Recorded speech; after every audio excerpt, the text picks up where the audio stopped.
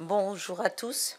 Nous avons adopté à l'unanimité aujourd'hui les conclusions du rapport sur l'adaptation des modes d'action de l'État dans les Outre-mer, sujet retenu dans le programme de nos travaux pour l'exercice 2024. Il s'agit d'un rapport ambitieux et inédit. Cette étude a fait l'objet de nombreuses auditions ici au Sénat, mais surtout des déplacements dans de nombreux territoires, dans tous les bassins océaniques, donc en Polynésie, à La Réunion, à Mayotte, avant l'ouragan Chido, et dans le bassin océan Atlantique avec la Martinique, la Guadeloupe, Saint-Martin et Saint-Barthélemy. C'était une façon de mieux s'imprégner des réalités des territoires. Je tiens vraiment à féliciter nos deux rapporteurs, Philippe Bas et Victorin Lurel, et sans plus attendre, je vais leur laisser la parole pour présenter ce travail. Merci beaucoup, Micheline. C'est en effet un travail de longue haleine. Pourquoi l'avons-nous entrepris? Parce que la situation de sécurité outre-mer nous a paru très grave et ne cesse de se dégrader. Et nous avons considéré qu'il ne fallait pas seulement s'intéresser aux évolutions institutionnelles, aux questions économiques et sociales qui sont essentielles, mais aussi à la mission première de l'État, qui ne doit pas se replier, mais assumer au contraire pleinement son rôle au service de nos concitoyens, qui sont évidemment les premières victimes d'une situation que je vais essayer de caractériser en vous rappelant quelques chiffres. Homicides, il y en a 1,3 pour 100 000 dans l'Hexagone, 20,6 pour 100 000 en Guyane, 9,4 en Guadeloupe. Outre-mer, 4% de la population, 30% des homicides.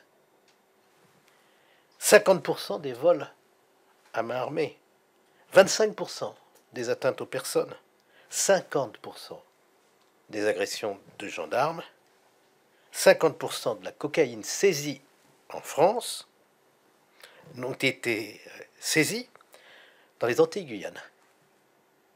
10% des violences intrafamiliales pour un peu plus de 4% de la population et 11% des homicides en France. La prison, il y a une sous-capacité carcérale partout en France, mais la saturation des prisons, c'est 126% de détenus pour la capacité carcérale dans l'Hexagone, mais c'est 143% outre-mer, et rien qu'à Mayotte, où des troubles graves ont eu lieu dans la période récente, 270% de suroccupation carcérale. L'immigration, pour les données dont on peut disposer, qui résultent des recensements et qui sont donc incomplètes, 10% d'étrangers en France, il y en a 20% en Île-de-France, il y en a 50% à Mayotte, et un peu plus du tiers en Guyane. Et une partie de cette immigration alimente la délinquance et la violence. On peut hélas le constater, et la population le sait bien. Ces chiffres, malheureusement, ne cessent de s'aggraver, puisque nous avons vu leur augmentation. Nous disposons de données dans des séries importantes entre 2016 et 2023, dernier chiffre disponible. Mais pour 2024, nous avons, en ce début de mois de janvier, recensé tous les chiffres qui ont été donnés lors des séances de rentrée des cours et tribunaux ultramarins. Et ces chiffres établissent clairement une aggravation qui s'est poursuivie. Et pourtant, l'État n'est pas resté inerte. Les moyens en gendarmes, en policiers ont augmenté. Les moyens en magistrats, en greffiers ont augmenté. Il y a plus de magistrats par habitant outre-mer que dans l'Hexagone par rapport à la population. Mais il n'y en a pas suffisamment par rapport au nombre de délits et de crimes que je viens de vous rappeler, et parfois l'éloignement rend très difficile de mettre en œuvre des poursuites et de prononcer des condamnations dans des délais suffisamment rapides. Donc on voit une situation spécifique qui s'est aggravée au cours des 10 dernières années et qui s'est encore aggravée l'année dernière. Malheureusement, les chiffres complets seront fournis par les ministères compétents dans les semaines qui viennent. Face à ça, nous avons considéré qu'il fallait, et nous pesons nos mots, un choc régalien. C'est un rapport d'alerte qui a été adopté ce matin, qui est fondé sur l'observation personnelle, au-delà des chiffres que je vous ai présentés, que nous avons fait des choses, en nous déplaçant dans 7 collectivités et en réunissant de l'information par visioconférence ou par des auditions depuis le Sénat pour compléter les observations que nous avons pu faire directement. Ce sont 230 personnes investies de responsabilités au sein de l'État principalement que nous avons consulté pour établir ce rapport. Et donc je crois que avec Victorin Lurel et sous la houlette de notre présidente Micheline Jacques, qui nous a accompagnés partout où nous sommes allés, et grâce aussi à nos collègues sénateurs qui nous ont ouvert beaucoup de portes dans nos départements et collectivités d'outre-mer, nous avons fait un certain nombre de propositions. Vous les trouverez tout à fait détaillées dans le document qui vous a déjà été distribué, le rapport et l'essentiel. J'ai simplement vous donner quelques rubriques très importantes. D'abord, la procédure pénale, telle qu'on peut l'appliquer à Paris, à Besançon, à Marseille ou à Quimper, ne s'applique pas dans des conditions d'efficacité comparables dans certaines collectivités d'outre-mer en raison de l'éloignement quand il s'agit d'archipels ou aussi en Guyane quand on est dans la forêt vierge.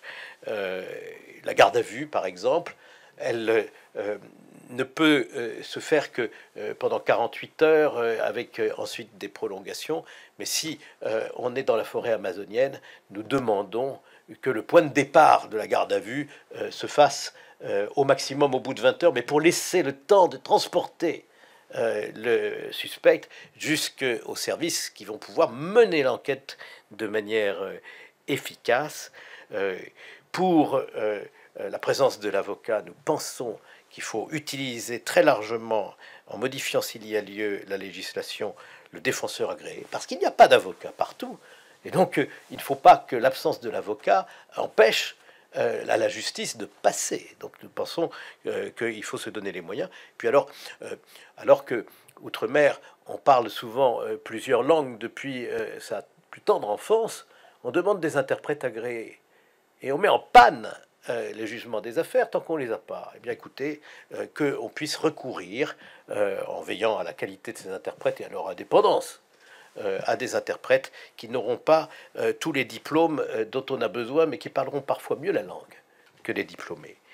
Ce sont des mesures ponctuelles, mais ça veut dire un réexamen de l'ensemble de la procédure pénale pour, sans renoncer aux garanties nécessaires pour les justiciables, on ait une justice pleinement efficace. Il faut assortir ça, bien sûr, d'un certain nombre de mesures d'organisation. La justice est parfois trop lointaine dans son organisation et pas assez spécialisée, notamment quand il s'agit des narcotrafics. J'en viens justement au narcotrafic. Il y a le problème des mules en Guyane, des contrôles pour lesquels il faut donner des bases légales avant l'embarquement dans les avions, de la sécurisation des arrêtés d'interdiction des préfets pour l'embarquement, qui sont évidemment une limite à la liberté d'aller et venir, et qui pourraient être annulés par les tribunaux si la loi ne consolidait pas ces arrêtés, qui sont très efficaces. Et puis il faut prévoir un certain nombre de peines complémentaires. L'immigration est un phénomène qui comporte des coups de boutoir sur la stabilité de nos collectivités ultramarines, particulièrement à Mayotte et en Guyane, mais on sent que la difficulté risque de se propager à d'autres territoires. Là aussi, un certain nombre de mesures sont possibles. Pour Mayotte, Monsieur Lurel y reviendra tout à l'heure, notamment sur le déploiement du rideau de fer qui a été annoncé, et un certain nombre d'autres mesures, notamment celles qui touchent à l'accès à la nationalité. Voilà très rapidement exposer un certain nombre de points qui nous paraissent tout à fait essentiels. Et peut-être maintenant est-il temps que Victorin Lurel vous parle de la partie qu'il devait prendre en charge et qui va porté notamment sur la dimension internationale des choses.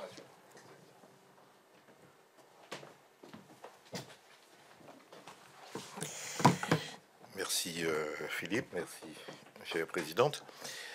Je dois vous dire en préambule que je suis un vieil élu, mais que c'est ce premier rapport, et je suis un peu gêné de le dire, après pratiquement 23 ans, 24 ans de vie parlementaire, qui donne une vision globale de la situation des Outre-mer, sur tous les plans, sur le plan régalien, c'est-à-dire le cœur de l'action de l'État. J'insiste pour que nous soyons bien compris par les opinions publiques. Il ne s'agit pas de prendre quelques pouvoirs aux élus locaux, aux collectivités. Il s'agit bien là de cœur non transférable de l'action de l'État, le pouvoir régalien. Et c'est vrai qu'on s'est centré sur la sécurité, la justice et la défense. Il y en a bien d'autres, hein, mais c'est tellement vaste que nous avons concentré notre travail sur ces trois grands domaines. Philippe a évoqué la situation, les menaces, les propositions. Elles sont presque essentiellement de nature interne. Ce sont des menaces internes. Mais la plupart des menaces sont plutôt exogènes, venant de l'extérieur. C'est le narcotrafic, c'est le trafic d'armes qui accompagne souvent le narcotrafic, le blanchiment d'argent, l'immigration clandestine, la pêche illégale, l'orpaillage, les ingérences étrangères. C'est un peu normal, nous avons le deuxième espace maritime au monde, et la plus longue frontière terrestre est avec le Brésil en Guyane. Je crois qu'il doit avoir plus de 750 km de frontières. Je ne parle pas avec le Suriname. C'est poreux et mal protégé. Nous montrons dans le rapport et dans la continuité des travaux faits par la délégation qu'il y a un environnement de plus en plus instable et complexe. C'est vrai que partout dans le monde, mais aussi dans ces régions-là, dans l'Indo-Pacifique et dans l'Atlantique Caraïbe, la compétition entre nations s'est accélérée, s'est intensifiée par des moyens peut-être invisibles, mais en tout cas, les nations en savent quelque chose, et l'élection américaine a prouvé combien le numérique, le satellitaire, comment ça pourrait peser sur les nations et sur la vie. On a vu récemment, mais c'est pas nouveau, même si l'intensité est plus forte, la fameuse conférence de Bakou en Azerbaïdjan, traitant la France de pays colonialistes, colonisateurs, etc., et soutenant un certain nombre de mouvements. Si on devait, face à ces menaces, c'est l'exposé par Philippe Bas, l'interne, la violence, les violences intrafamiliales et que sais-je encore, on ne devait en donner qu'une réponse administrative et judiciaire, ça ne changerait pas la donne. Et l'État continuerait à arroser le sable, comme on le dit dans le rapport. Il faut changer donc de paradigme. Il faut une nouvelle offensive, une attitude plus offensive pour établir le plein exercice de sa souveraineté dans l'exercice de ses compétences régaliennes outre-mer. Il faut rétablir, si j'ose dire, un rapport de dissuasion, de repousser les menaces à nos frontières et de les traiter le plus en amont possible. Pour cela, 3 éléments. Il faudrait une action diplomatique et une coopération régionale policière et judiciaire intensive, forte. Il faudra un durcissement de l'emploi des forces, si nécessaire. Et enfin, restaurer la crédibilité du contrôle de nos frontières maritimes et terrestres. La première priorité, l'action diplomatique, qui est encore aujourd'hui l'angle mort de l'action publique outre-mer. Il faut définir une diplomatie française outre-mer ou des outre-mer, c'est-à-dire une diplomatie qui, dans la définition de nos relations avec les pays voisins des outre-mer, prend prioritairement en considération les intérêts de ces territoires. Elle doit être co-construite avec les territoires. Cela peut se faire sur la base de la loi Letchimy, qui a donné plus de possibilités aux collectivités pour traiter, négocier, échanger et contractualiser avec les pays voisins, sous réserve d'un accord préalable du gouvernement et du ministère des Affaires étrangères. Sur l'orpaillage illégal, il faut détruire les bases arrières des Garines Peiros qui sont installées tout le long du fleuve, côté surinamien. Il faut couper leur logistique et cela suppose là aussi une autre doctrine et une action encore plus forte. Et pour cela, il faut durcir l'emploi des forces et démultiplier la coopération judiciaire et policière avec tous les États situés dans l'espace régional des Outre-mer. L'emploi des forces, il faut, et je passe vite, 8000 Garines Peiros installées dans la forêt guyanaise, pour ce que l'on en sait, plus de 450 sites d'orpaillage illégal, plus de 10 tonnes d'or qui passent par le Suriname et qui sont traités souvent à Dubaï. Il y a là manifestement un sujet qui requiert toute l'attention et toute l'action de l'État. Ça requiert donc un changement de doctrine. Et c'est la raison pour laquelle nous proposons, puisque ce qui se fait aujourd'hui et depuis 20 ans, c'est des militaires et des gendarmes. Mais on est dans un état de droit, les gendarmes peuvent conduire des enquêtes judiciaires, ce n'est pas le cas des militaires. Ils doivent respecter les procédures, ce qui peut, hélas, limiter quelquefois la célérité et l'efficacité de l'action. Nous proposons donc de considérer que l'orpaillage qui porte atteinte aux intérêts français, aux intérêts guyanais, comme menace extérieure, comme un ennemi extérieur. Donc, de pouvoir justifier de l'emploi des forces armées en utilisant l'article R 1421-1 du Code de la Défense. Donc, durcir l'emploi des forces armées en activant ce dispositif. La création de zones de défense et de sécurité sur certaines parties du territoire guyanais autoriserait les forces armées à être primo-intervenantes, de manière autonome, pour réagir à cette menace et recourir à tout moyen de réplique nécessaire sous réserve du principe de proportionnalité et non plus de légitime défense au sens du code pénal. Troisième priorité, la crédibilité du contrôle dans nos frontières maritimes et terrestres. Géant au pied d'argile, comme on l'écrit dans le rapport, l'espace maritime appelle une consolidation rapide de sa protection et de sa préservation. La loi de programmation militaire 2024-2030 apporte de premiers éléments de réponse. Faut-il encore qu'elle soit respectée et qu'elle soit mise en œuvre. Mais il y a des propositions qui figurent. Le projet de rideau de fer, et ce matin lors de la présentation, des collègues ont posé des questions sur le rideau de fer. C'est pas simplement pour Mayotte. C'est aussi pour tous les... C'est la Guyane, mais c'est aussi les Antilles. Le rideau de fer, on l'applique pour Mayotte, qui doit inspirer une modernisation complète de nos infrastructures de contrôle des frontières et de nos espaces maritimes. Philippe l'a exposé en matière de surveillance des côtes, en matière de radar à rayon X ou à ondes millimétriques, sur les moyens nautiques, les bases nautiques, les canaux semi-rigides. Bon, cette demande-là existe aussi pour les Outre-mer.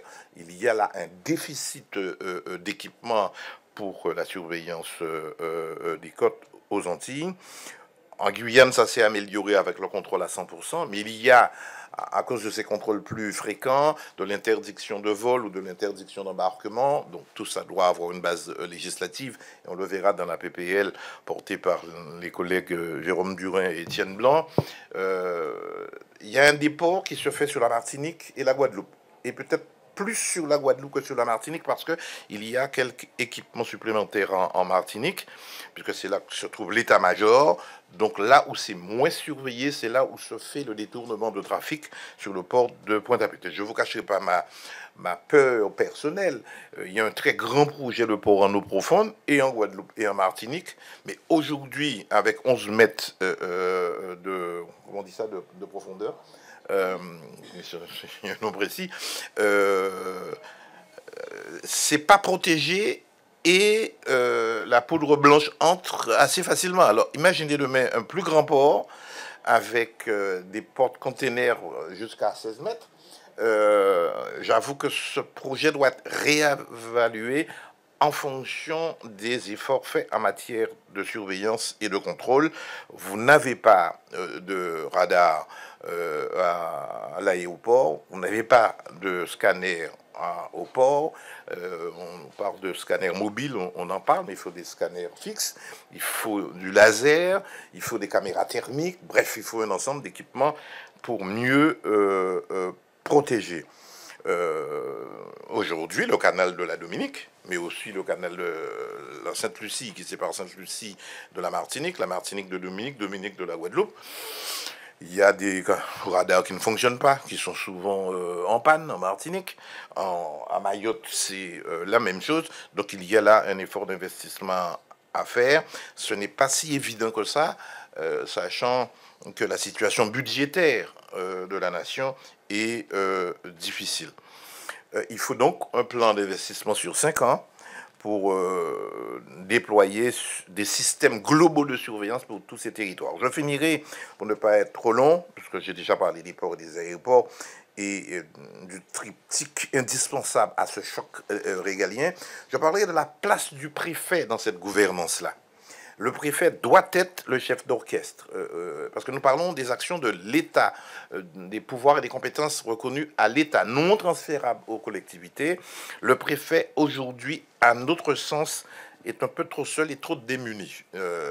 Il est apparemment le représentant du gouvernement, mais il peut pas faire grand-chose sur l'éducation. C'est vrai que ça a son utilité et sa pertinence. L'éducation, donc le recteur, l'ARS, un certain nombre de la DRFIP et que sais-je encore. Et même les services déconcentrés de l'État, DEAL, DAF et autres, le préfet n'a pas toujours la main. Il n'a même pas tout à fait la main sur les BOP, les budgets opérationnels de programme, c'est-à-dire des crédits pour engager des actions. Donc il faut une déconcentration renforcée, et on l'explique dans le rapport, peut-être en s'inspirant de ce qui a été fait en 2019 en Guyane. On a reconfiguré les pouvoirs de l'État dans 5 services différents. On n'a pas élastiré le bilan de cette expérimentation pour savoir si elle est généralisable. Et je finis laisser et donner au préfet un rôle diplomatique.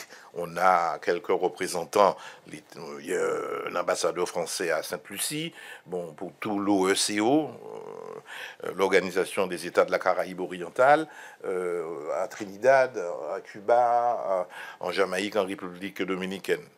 À peu près 6, et quand on prend l'Amérique centrale, la Mésoamérique, il y a 2 autres, ça fait 8. Depuis 10 ans, il y a 36 représentants chinois dans la Caraïbe. En géopolitique, ils ont beaucoup avancé. Et aujourd'hui, les États-Unis veulent revenir. C'était leur Mare Nostrum. Ils avaient un peu quitté. Avec Trump, ça va s'accélérer. Ils reviennent. On avait laissé un peu. D'où la polémique que vous entendez sur le canal de Panama, qui joint l'Indo-Pacifique à l'Atlantique. Celui qui maîtrise ça, eh bien bon, a une longueur d'avance. C'est ce que Trump, lui, veut éviter. Ensuite, sur la question des ressources humaines, le nombre d'originaires qui veulent venir travailler, qui veulent être mutés ou affectés là-bas, c'est toujours un problème. En août, je crois, 2023, on a redéfini, c'est, je crois, le Premier ministre, les CI2M, les centres des intérêts matériels et moraux, pour permettre de mieux appliquer et surtout de mieux harmoniser entre les différents ministères, entre la PHP et les collectivités, comment appliquer ça. Donc on ne va pas entrer dans le détail technique, mais il est certain qu'il faut un peu plus de cadres originaires de ces territoires. Ça se fait bien pour le pénitentiaire, ça se fait bien pour certains territoires qui restent attractifs. C'est le cas de la Réunion et de la Polynésie. C'est plus compliqué pour Mayotte et la Guyane. Une situation intermédiaire pour la Guadeloupe et la Martinique, Saint-Martin et Saint-Barthélemy où ça coûte cher.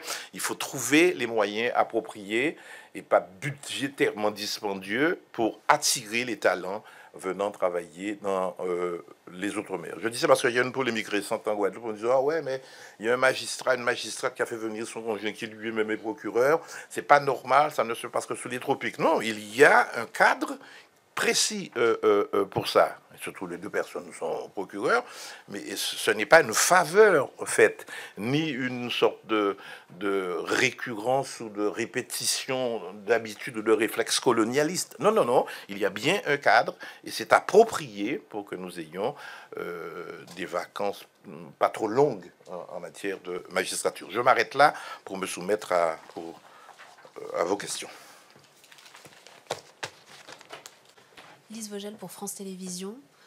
En matière de budget, comment est-ce qu'un tel rapport se traduit et est-ce que du coup vous prévoyez une augmentation du budget pour 2025 pour pouvoir mener à bien les propositions que vous avez détaillées ici?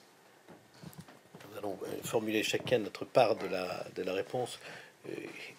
Notre rapport n'a pas évalué le coût des mesures qui sont proposées, lesquelles d'ailleurs ne supposent pas toutes la mobilisation de moyens supplémentaires. Des moyens supplémentaires, il y en a eu déjà. Le nombre de magistrats et de greffiers a augmenté. Les policiers et les gendarmes sont respectivement au nombre de 7 000 et 8 000 outre-mer. Les effectifs ont été consolidés. Néanmoins, nous savons qu'il y a un effort d'investissement considérable à faire. Quand on a parlé tout à l'heure du rideau de fer à Mayotte, ça veut dire quoi? Ça veut dire des drones, des radars en état de marche, ce qui malheureusement n'est pas toujours le cas, des bâtiments d'interception, une présence navale entre les Comores et Mayotte, des bases nautiques avancées dans les points de l'île des Comores où accostent les kwassa-kwassa, et ce dispositif a été déjà prévu par l'État. Maintenant, il faut qu'il le mette en œuvre, et nous sommes prêts naturellement à soutenir cette priorité. Mais nous considérons que la déstabilisation pour cause d'insécurité d'un certain nombre de nos collectivités ultramarines provoque des troubles qui, s'ils ne sont pas suffisamment traités, vont entraîner des dépenses beaucoup plus grandes. Vous voyez bien que si une société est complètement déstructurée, si des violences urbaines se développent, si des dégradations d'équipements publics se multiplient, le coût, et pour les entreprises, le coût pour la collectivité est très important. Donc l'État doit faire ses arbitrages. Nous soutenons l'effort de redressement des finances publiques, mais nous sommes obligés de dire que l'impact économique et social d'une insécurité qui ne se réduirait pas, mais au contraire continuerait à s'aggraver, est beaucoup plus fort que l'effort d'investissement que nous devons maintenant chiffrer avec l'aide de l'État. Et nous sommes en contact notamment avec le ministère de l'Intérieur. Nous allons transmettre aussi notre rapport au ministre de l'Outre-mer et au ministre de la Justice, ainsi qu'au Premier ministre. Et une seconde étape après le rapport, c'est sur les aspects de régulation des mesures législatives, pour la plupart sont déjà énoncées dans le rapport lui-même, sur les mesures d'organisation, par exemple, rapprocher la justice des lieux de la sécurité, ce qui n'est pas toujours le cas en Guyane, aux Antilles, à Mayotte, à Saint-Martin, à Saint-Barthélemy. Ce sont des mesures d'organisation principalement. Et puis, il y a des mesures de moyens qui relèvent surtout de l'investissement, plus encore que des effectifs. Et ces mesures de moyens sont évidemment aussi des économies par rapport à ce qui se passera si on laisse la situation se dégrader. Tout est dit. On n'a pas fait d'évaluation budgétaire ou financière, mais on évoque assez souvent les lois de programmation, à condition qu'elles soient mises en œuvre.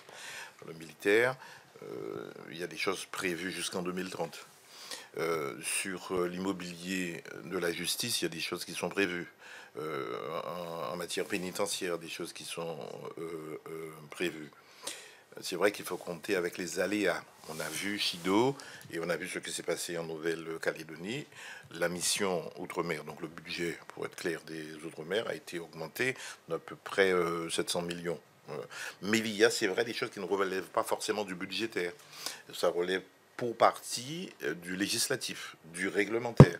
Et ça peut déjà se faire. Mais comme on a des arrière-pensées, Philippe et moi, peut-être qu'on en fera une PPL et on va peut-être évaluer et le coût que ça pourrait faire sur 5 ans.